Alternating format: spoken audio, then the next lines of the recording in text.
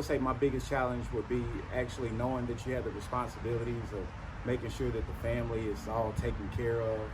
Um, Making sure that you can provide for everybody, and when hard times come around, and sometimes falls down on you, and you know, pretty much that's all.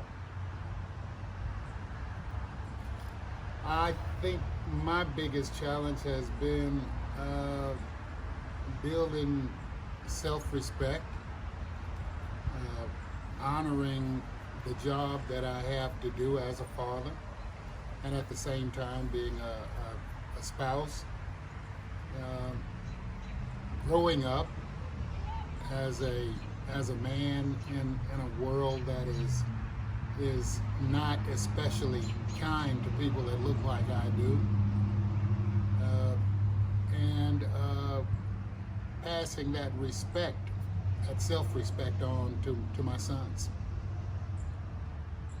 Okay, for me, I guess it would be a combination of both of their answers.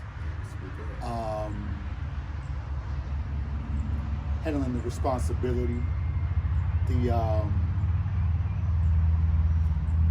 creating a balance, because I am a bridge between my youngest and to my father's age groups as a father.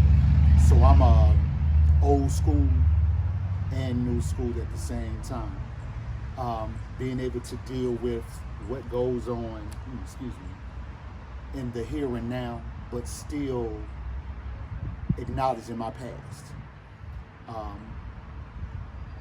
Also dealing with a society that doesn't necessarily care for us as black men, and being a father to a son and a daughter, being able to differentiate what I want my son to have from me, and being at the time, a single father, being able to pass that on to my daughter. So those would be my challenges.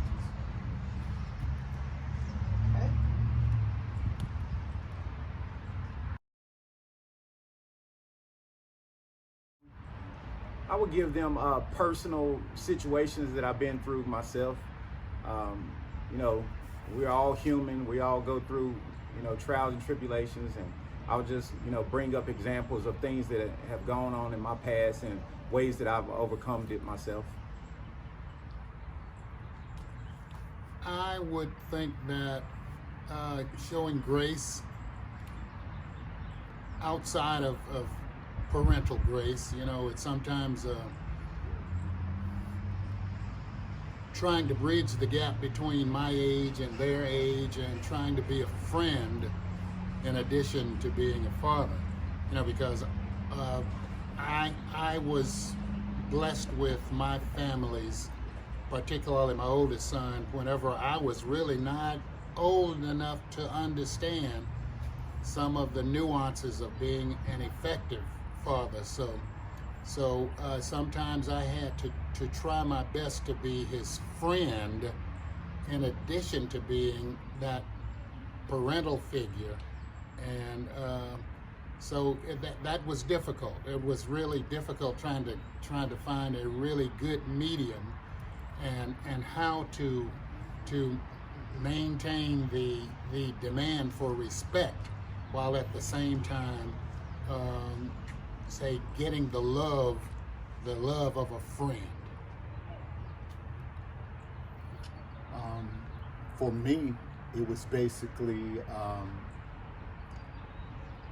getting them to understand what is expected of them from me.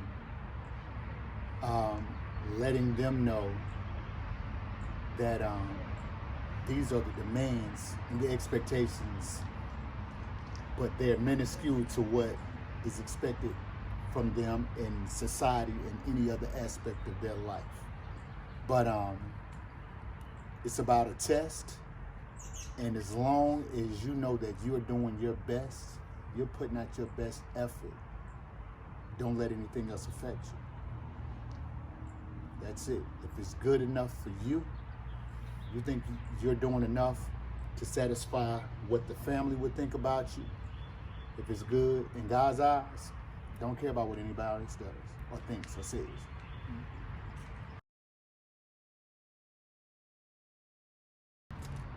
Let me start on that one. Okay. Be great, sir. Yeah. My notion of what it is to be a man was tempered by my relationship with my father and my grandfathers. And of course, I only knew one of my grandfathers, and that was my maternal grandfather. So my father and my mother's father didn't have a great relationship. And so trying to have a layered connection from generation to generation just really didn't happen whenever I was growing up. So the relationship that I had with my father was a checkered one, but it was checkered probably because I saw some of the relationships of my friends, or what I thought were relationships that my friends had with their fathers, which was always, in my mind, better than what I had with my dad. But as my dad grew older and my dad grew up, right before my eyes, I gained a much greater respect for him, and along the way I was getting a greater respect for myself. And so as being able to relate to my dad better, I think bridged a gap that I had experienced with my sons whenever they were younger. Because as I said, it's like the relative the relative small gap between my age and theirs created a little bit of friction sometimes. So as I got more mature, I think that my respect for myself bred the ability for my sons to have a higher level of respect for me as well. Will versa. Being a man that had a child at a young age, I really didn't understand what it was to be, a man whenever I did have a child myself. Every day I still, to this day, progress, trying to understand this thing called life a little more. But I think it's about the maturity level that we grow to build throughout our lives. Pretty much at the maturity level. Good. For me, it's about I had to develop a confidence, because as everyone knows,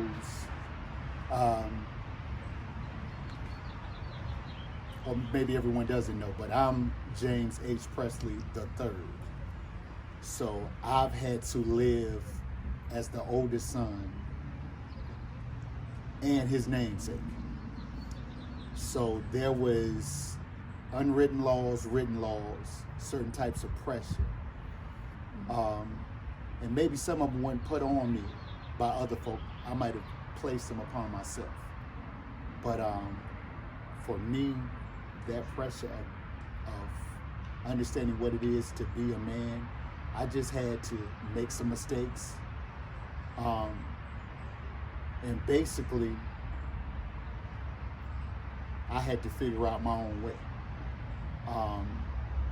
Didn't worry about expectations of other folk in my life, outside sources, and just became comfortable in what I am. And for me, it was a late process. I'm 52. My oldest will be 28 in August. So I had him at 24. That's still relatively young. So I didn't have all the answers also. Dad was, what, 18 when you had me? 19? 19. Yeah, 19. So it was like he was saying, he was trying to become a man, and he wasn't too much out of childhood himself. So the example wasn't textbook for that example for me to follow. So all in all, it was just finding out what path I wanted to go, be it the right path or the wrong path, trudging along it and developing that confidence. And I'd like to add too, you know, it's like I think it's noteworthy among us because we all experienced it. And the it that we all experienced was my dad. It's like my dad was a huge presence in all of our lives. I grew to worship my dad, and it was I could tell that maybe at some point they were wondering why I had this affinity for my dad, because my dad was like a drill sergeant, and it's like he was a difficult guy to love until you loved him. And so as I say, you know, things tend to trickle down as far as philosophies, and whether we knowingly embrace the philosophy of parenting that is above us, we have to receive some of it because that's what we were reared under. So some of who my dad was is my youngest son Joshua. Joshua is very much like my dad. And my oldest son, James, is just very much like my dad. They don't know it, but I can see it. And I'm sure that they can see some of him in me as well. So it's I say that one of the things that I like to do is every opportunity that I get is check them to see where they are on their relationship with their grandparents who are gone. And I can say very, very positively, they have great relationships with their grandparents.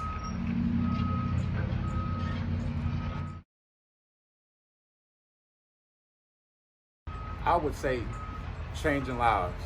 I personally had people reach out to me over social media telling me how great of a father that I had. And it made me feel a lot better, you know, as a person myself. And I already know that my dad's a great guy, but to hear other people, you know, reach out to you and say, wow, that's your dad, man, you're so lucky, you know, it gives you a warm feeling inside. You know, I was talking to him about that a couple weeks ago or something, you know, because he's a educator, so, you know, teachers are real important people in this world, you know, and for people to actually reach out to me and say, hey, you know, 15 years ago I was in your dad's class and all this and stuff, and to actually change people's lives, you know, completely like turn people around. That's very powerful, and that's something that, you know, I hold him to to the top because of, you know, who he is and what he's done that I know of. Cool. Good. For me, it's his greatest achievement.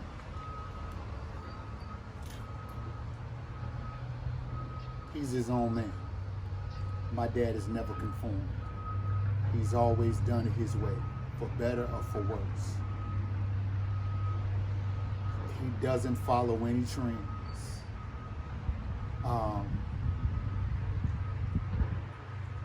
He's made it work for him. And in this day and age, for a black man, that's hard. And a lot of them have done that, but can't lay down at night and sleep well, or wake up and look at themselves in the mirror.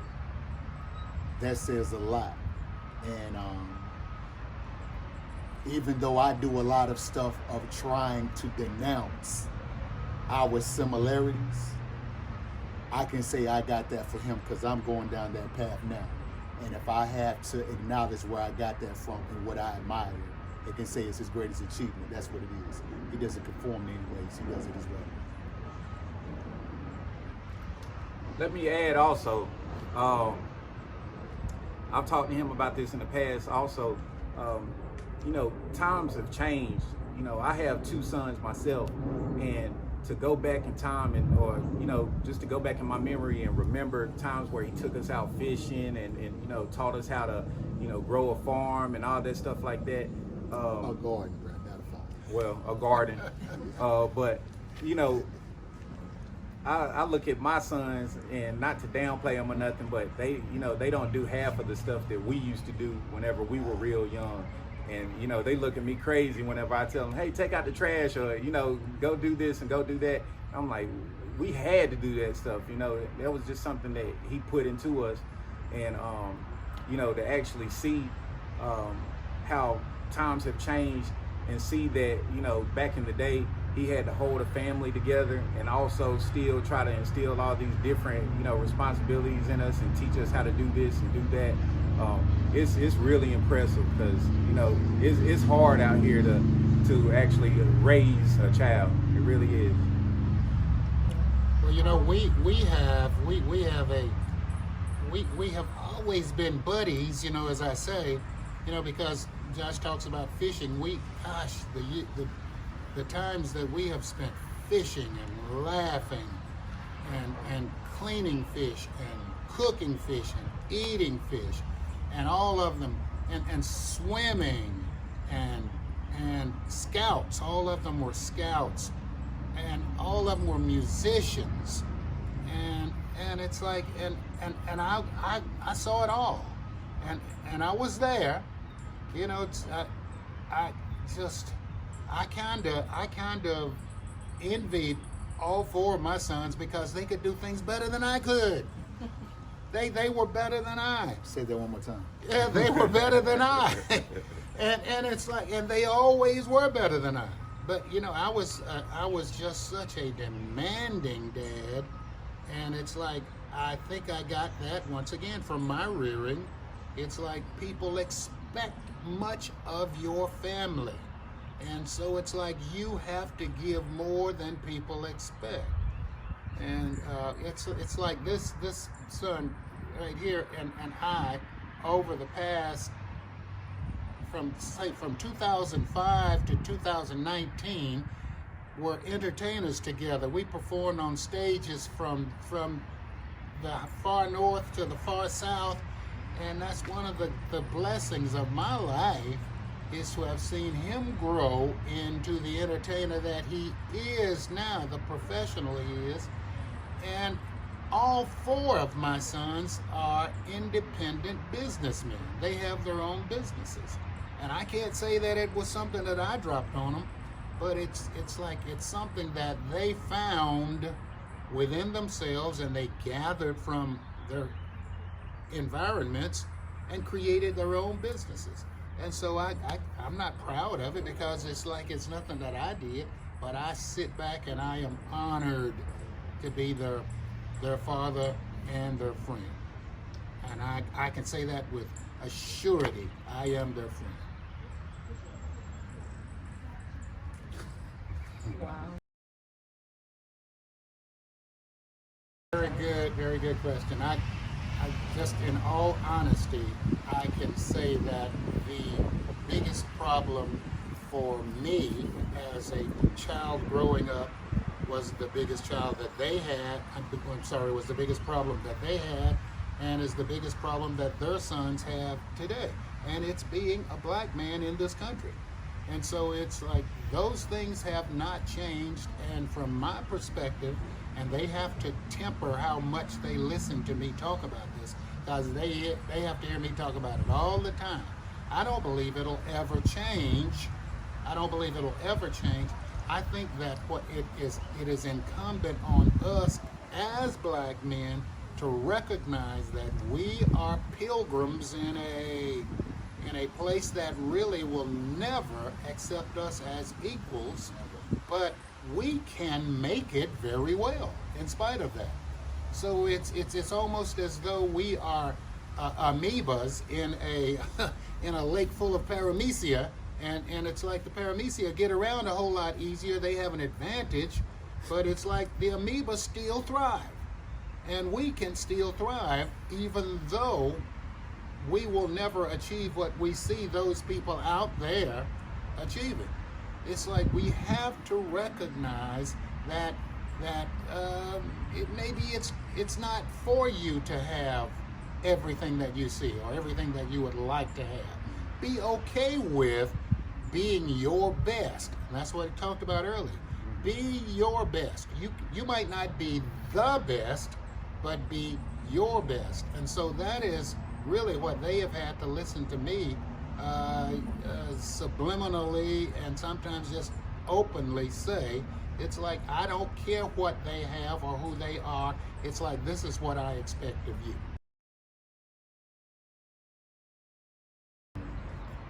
I have become more militant as I've gotten older. So I speak on it all the time. Like you said, we entertain, so we travel. We go into a lot of areas that don't care for us being there at all. We've been in places where actually he and I were the only people of color in the building. Hundreds of people there. They tolerate us. As long as we stay in our place, we're good. As long as we stay in our place, we're good. But it's like my father said, we will never be accepted here. But there's a way, and I tell this to my oldest. He's 28. My stepson is 20. So both of them are men and are getting out here in the world. I hold myself to a different level due to my father, due to my mother, definitely due to my grandfather. I still look at things that way. I'm able to deal with today, but my values and how I look at things stem from yesterday. We need to be aware of our place, no matter how small. If it's just in a restaurant, at a store, whatever the case may be, it can flip and turn on us at any time. At any time. All of them are not bad, but the majority of them are not for us. So what we need to do, and there are actually two brothers who aren't here today. And if I must say this right now, the two level-headed brothers are actually the oldest and the youngest. The number 2 and number 3, those are the ones that need to be worried about, that we need to worry about out in the street. But there's nothing wrong with being militant or stating your opinion or your rights. But in this day and age, we can't get out here in certain areas and do things and be reckless with it, because they are looking for an excuse to do something to us. So that's what I push to my daughter also. Yes. I say this to my daughter also. And actually, I think I stated this last night at a show that we did. It was a room full of women. It's the same thing. How can we expect someone else to do for us if we don't do for us? Yep. So that's how I feel about it.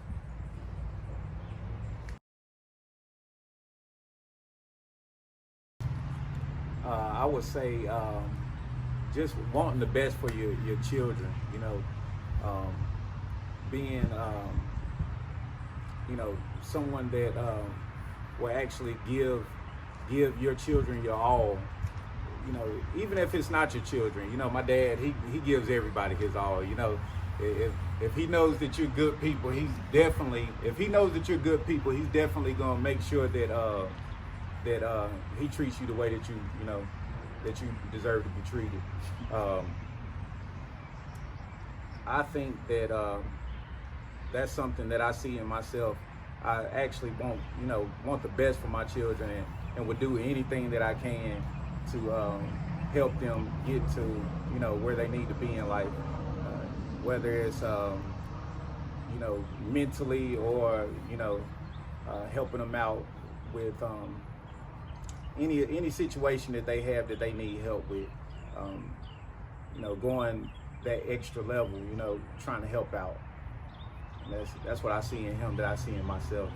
Like, just won't stop for nothing. I tell you, he's always there.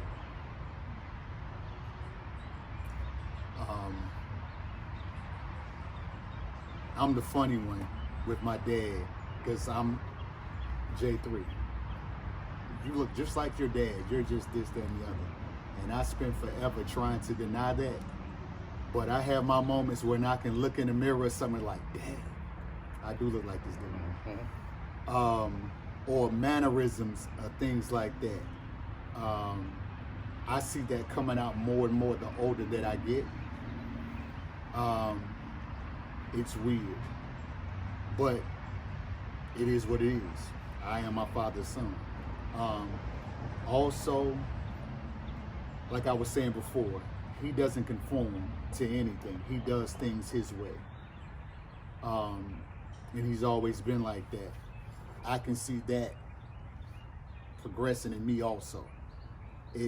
And we have a confidence, some may call it an arrogance, some may call it a cockiness. Yeah. We all have it. All five of us have it. But I can see mine coming out more and more, and I know I got it from him. So the blessing and the curse. It is what it is. I kind of like the fact, you know, that I was able to see my dad grow up after he was well into his middle age, and I saw him become the most loving person. As a matter of fact, we were sitting around New Year's Eve or New Year's Day one year, and talking about New Year's resolutions, and it got around to Dad's time, and he said, I just want to become a more loving father and husband. And it ripped my heart out. Because, you know, that was one of the most gracious things I think I've ever heard. And one of the other things is like it comes from my dad too. Now, my mother was my biggest hero and probably my greatest friend of all time. But my dad started pushing for, you know, competing to be that guy, you know. So it's like he was that guy who learned how to give. You know, it's one time unsolicited, he just asked me, son, you need anything? And I said, no, I'm good, Dad. He said, I just need for you to know that at any time that you need anything, that if I have it, it's yours. And this was well along when I was doing quite well in life. You know, I'd become quite successful or something, but he thought it important for me to know that. And he became my biggest cheerleader. So everything that I did, he thought it was the most wonderful thing. He thought I was the smartest person on the planet. Yep. He thought that I should go on to Jeopardy and win everybody's money. Yep. And so it's like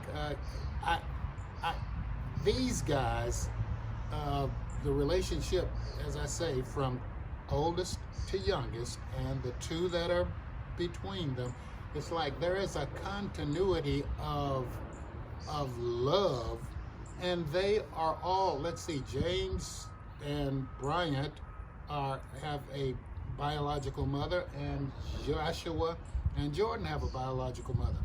But they have never considered themselves half brothers. You don't know what that means. They don't know what these guys have always been brothers. And we all grew up together,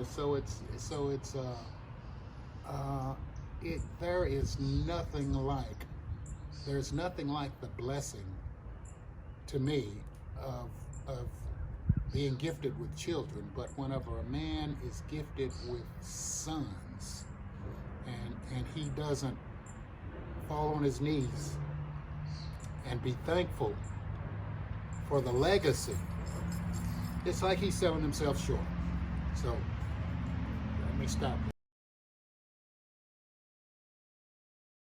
Well, I think that the role that a grandfather and in general and I specifically play in a grandchild's life is contingent on the relationship that the middle person has, who is my sons. My sons have had awesome relationships with me all their lives, and as a result, I've had awesome relationships with their children. It's like there is not one of them who whenever he or she gets around me, does not openly show how much they appreciate us being together. And that was something that I cherished whenever I was a child in my formative years, going on a trip back home to visit grandparents and other family was of the highest, situations in my life. So I can see now that, say, for example, last week at one of the shows, James's daughter takes the time to come over to me and tell me about her progress in school and about her plan to move to another city, and she wants my input on it, and so it's like, and she's always been that way, and his son has always been that way, and I haven't had as much opportunity with Joshua's sons because they're a bit younger, but still, we have great relationships whenever we see each other. So I am blessed, and I think that's one of the greatest blessings in my life is to each time that they are around me, they bless me. Well, my sons have always known me as a man of faith. My sons have always, in their formative years, been with me in church. They participated in church. And my sons have known their grandparents as people of faith. And not only in word, but in action. My mother was among God's greatest angels. My mother lived to be 99 years old, and my mother never had an avocation outside of church and employment. Her family was her life, and my children were a part of it. My mother was a part of raising all four of my sons, and consequently my father was also. But we have been through a lot together, and we have seen tears. We've seen, as a matter of fact, okay, now Jordan isn't here, but he was in his bedroom, and I had to ask him and Bryant to go and hustle up towels and hot water whenever Jordan was being born, right in our house. And my mother was holding my wife's hand whenever Jordan was born. So it's like there is a connection that our faith, because my mother prayed all of the time, she sang all the time. So we're all singers, so Some more so than others. you didn't throw me under the bus, right? No, I was talking about you. Okay. But we have our faith, and going forward, with faith, how does faith connect with who we are? And that's what I am wearing them out with now. It's like, how far back can you connect your faith to your history? And it's like, so it's just like we're in this big conversation among us, and we have lunch every month, the five of us, And it wasn't something that I decreed. They decided, hey, we gonna get together every month. So we get together every month, and we have huge discussions about everything, about their businesses, about our faith, about each other, about our relationships. So our faith informs me on For me, it's really a highlight of my month. I mean, every time we get together, it's just a blessing. The older I get, I'm 37 years old right now, and the older I get, it's like, I understand that tomorrow's not promised. And every time I spend time with them, it's like my birthday every month. It's a feeling that I can't explain with words. It's just, it's the greatest feeling that, that I ever had. Every month that I get to, sit down with those guys, it just feels like a big birthday party. I really enjoy myself.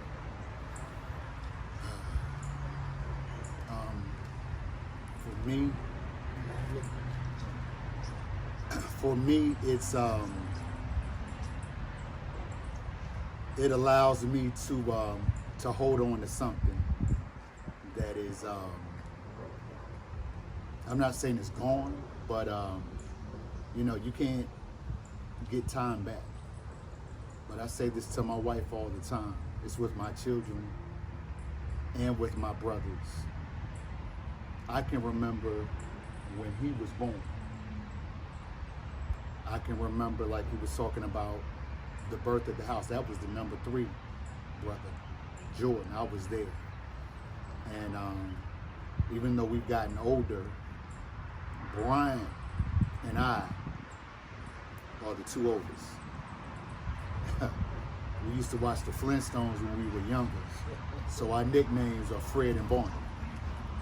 That's not my fault, is what I was named. But that was us. If you saw one, it was the other. They will always be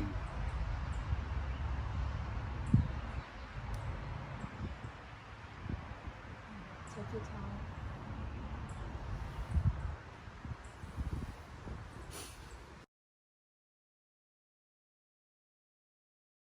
These guys are awesome people. And I hesitate. I don't hesitate. I refuse to say I'm proud of anything, because I believe that pride is that ceiling that keeps us from getting as high as we can. And one of the things that I consistently tell my sons, share with my sons, seek to be humble, seek to teach your children humility, and push away from pride. Because it's like people don't intend to be bad or intend something that's less than good whenever they talk about, well, I'm proud of this and I'm proud of that. It's like, I say, don't do that. I say humility is what has gotten us this far, and I believe that. So this is an humble person, one of the brightest people I've ever known in my life. I've seen a lot of people, but this guy was one of them. But nobody would ever know it, because he does not puff up and talk about what he can do. He can do almost. He was a all-conference saxophonist. He was a concert pianist. He was a high school basketball player, high school football player, and at the top of his class for a while in academics. But nobody ever hears about it, because he believes in humility. And this guy right here is so humble. It's like it's this guy, you never hear from him until he's ready to do something good to you or for you. He's always doing something good for people. And I'm going like, where did you get it from? And I say, well, I understand where you get it from. It's like these guys look to the hills. So I am honored. I'm not proud. I'm honored to be with these guys, to be their friend, and definitely God bless me for them to be my sons. Oh boy. Oh boy.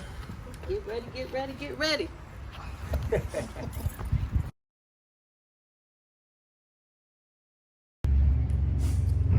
I've watched, Hank and I have been together for over 20 years.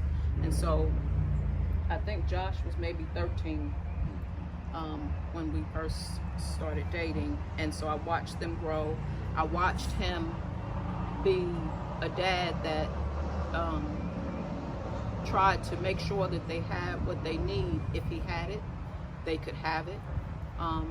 And to this day, together, if they need something together, we try to make sure that they have it as well, because I know that is important to him. He gets, like he says, that once a month, he's so ready the night before. He's just like, I'm going to hang out with my guys tomorrow, and he's really excited about it. And he comes home and he's floating on air, and just, it really enjoys being with them, spending time with them. I believe imparting his knowledge on them. Sometimes they want it, sometimes they don't. But he does it anyway. But I've watched him be an awesome dad. Definitely not a perfect dad, because nobody's perfect. I've seen him make some mistakes, but never too proud to go back and apologize for those mistakes and try to make them better. So I have watched him be an awesome dad, an awesome grandfather. And so I believe, and I watch these guys be awesome parents as well. I've watched them become awesome parents, and I do see a lot of him in all four of them. I do see a lot of that in all four of them. We have a book around parenting. It's called About. But no child is the same, and he has a daughter and he has a son, and they're two different people. But when Jay came in my life and I got to know who he was and the substance of who he is, there's one thing that's constant, and that's his family. He give all the other stuff away. He just wants family, and he wants it to be right. So in our time together with just not his kids, but my son, they're always first. He does nothing without the thought process of them and me. He tries to lead by example. Like Joy was saying, nobody's perfect, and he hasn't been perfect. And like Hank said, he won't elaborate, he won't talk about it, but life has not been easy for him. He's had some difficult moments, and he tries to impart his wisdom on our three children, which they're adults now, so they don't make those same mistakes. But he's a very loving, caring, gentle, concerned man. There are a lot of layers to who he is. If you take the time to get to know him, the one thing I will always say, he is always about Nisha, Brandon, and Chris. Yes. Okay. You sing something out. It's so nice to see the folks you love together, sitting and talking about all the things that's been going down. It's been a long, long time since we had the chance to get together. Nobody knows the next time we see each other. Maybe years and years from now, a family reunion. We're gonna have a family reunion. A family reunion. It's so nice to come together, to get together. You had to sing something with no home. Beautiful. All right, thank you so much.